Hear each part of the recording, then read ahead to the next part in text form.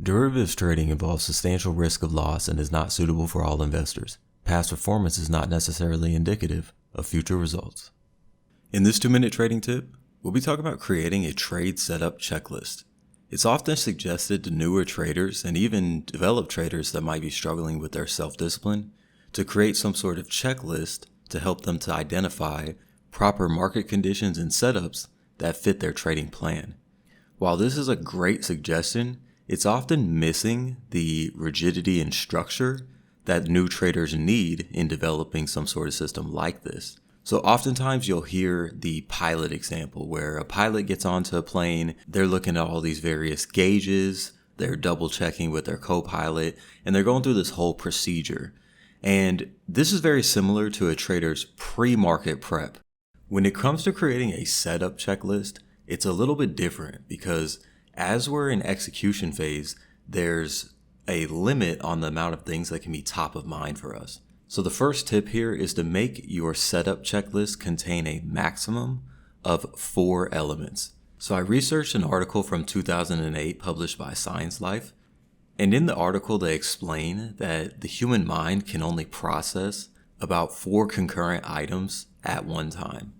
So if you're in the mode of execution and you're asking yourself to keep top of mind 5 or 6 or 7 elements, you're probably violating the constraints of your own mind. So my suggestion is to use a 3 or a 4-step process when it comes to evaluating your setups. So we'll quickly go through the framework that I would suggest for both. Number 1, we're looking for a stalking trigger. Okay, so what's setting up in the market that indicates to me that I should start looking for this setup, that I should start stalking this setup, that I need to pay additional attention to the market. Number 2, what is the green light trigger?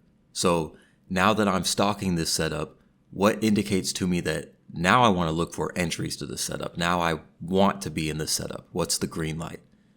Then we're going to look for the entry trigger. So in a 3-step system, we're going to go straight to the entry trigger. In a 4-step system, we would look for the confirmation trigger, then followed by the entry trigger. Now, each of these triggers could be different market information, various indicators that might help you to filter out trades. It can be anything that you want or anything that you find as valuable information. However, filing it in some type of subsequent way like this and building a process in your brain for step 1, step 2, step 3, or step 4 helps us to be able to execute in the moment and just see this as a very simple process, be able to identify our setup very quickly and execute it right away.